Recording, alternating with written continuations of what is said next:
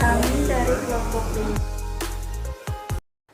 Shalom, saya Lara Logensa mewakili kelompok 5 yang membahas tentang gereja di Kalimantan Selatan dan pengabaran Injil di Kalimantan Selatan yang dimulai dari 1836 sampai 1859. Yang pertama adalah Kalimantan Selatan terdapat dua golongan penduduk, yaitu daerah pesisir yang ditinggali orang-orang Melayu, di mana mereka ini menggunakan bahasa Melayu dan menganut agama Islam. Secara politis, wilayah orang-orang Melayu ini merupakan Kesultanan Banjarmasin sampai pada tahun 1860.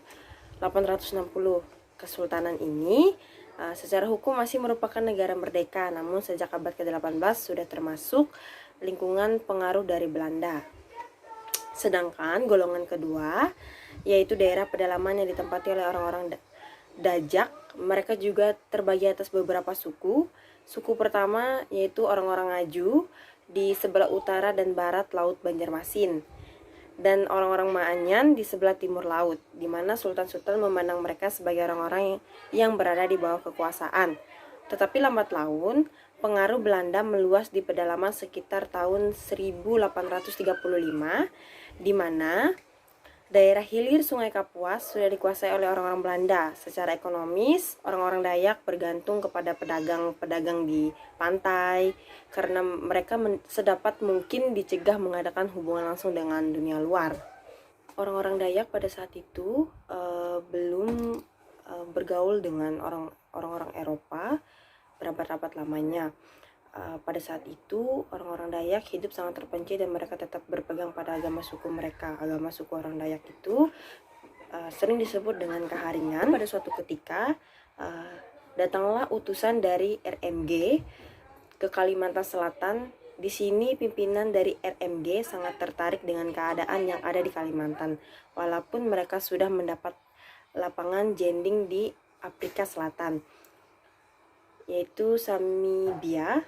Pada tahun 1834, dua orang jendeling diutus ke pulau tersebut, dan pada tahun 1836 menyusul 4 orang lainnya. Dalam tahun-tahun kemudian, jumlah ini bertambah besar.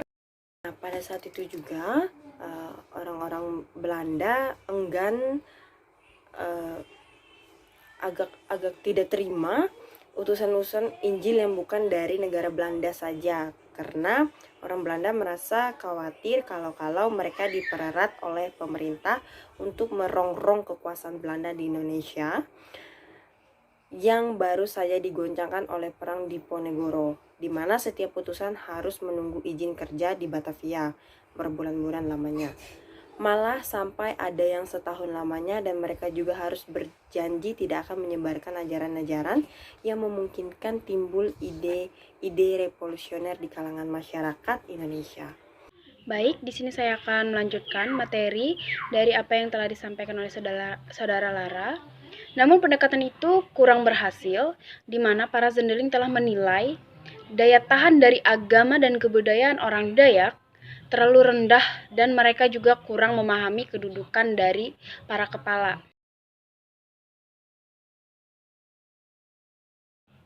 Pada tahun 1859 terjadi sebuah peristiwa di mana usaha dari para zendeling di Kalimantan Selatan mengalami kehancuran. Sebab di Banjarmasin telah terjadi sebuah perang hidayat, di mana yang dimaksudkan untuk menyingkirkan sultan dan naik tahta sendiri. Di sini kita dapat menarik sebuah kesimpulan bahwa hasil usaha dari zendeling dalam periode pertama ini pada tahun 1835 sampai 1859 adalah sangat terbatas sekali, baik dilihat dari sudut jumlah orang yang masuk Kristen maupun dari sudut akarnya iman Kristen di Kalimantan itu sendiri. Jika kita membahas mengenai segi mutu, harus dicatat bahwa para zendeling dalam periode ini belum berhasil membentuk jemaat Kristen dalam artian yang sebenarnya, di mana yang timbul hanyalah kelompok-kelompok orang-orang Kristen tanpa organisasi apapun yang berkumpul di sekitar sang zendeling itu sendiri. Singkat cerita, Bernstein adalah penginjil pertama di Kalimantan, yaitu Kalimantan Selatan, sudah kurang lebih 44 hari dengan menumpang sebuah kapal layar. Maka tepatnya pada tanggal 26 Juni 1835, tibalah Bernstein di Banjarmasin, di bumi Kalimantan. Dengan kedatangannya mula-mula, maka seluruh perhatiannya ditujukan bagi usaha mempelajari dan menyelidiki segala kemungkinan, serta mengadakan perjalanan-perjalanan observasi dan orientasi untuk pekerjaan pengabaran Injil di pulau ini. Beliau mengunjungi beberapa tempat di daerah-daerah pedalaman Kalimantan. Yang pertama adalah Sungai Kahayan, terutama Pulau Petak, Sungai Kapuas, dan Barito. Malahan daerah Kalimantan Barat juga dikunjungi, terutama melihat keadaan suku Dayak sepanjang Sungai Kapuas Bohang. Dalam perjalanannya ini di sebuah kampung bernama Gohong di daerah Kahayan, Bernstein angkat saudara dengan darah Hangkat Pahari Hatunding Daha dalam bahasa Dayak. Itu ditampakkan dalam keseluruhan hidupnya. Selama Bernstein di Banjarmasin telah banyak penginjil yang datang dan pergi.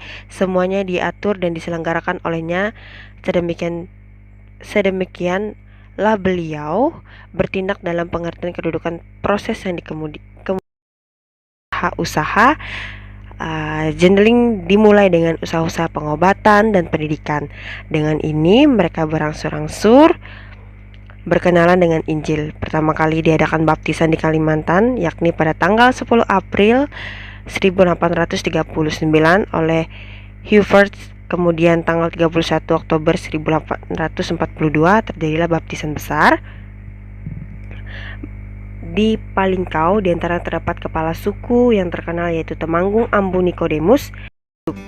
Nah, demikian yang dapat kelompok kami sampaikan tentang penginjilan di Banjarmasin.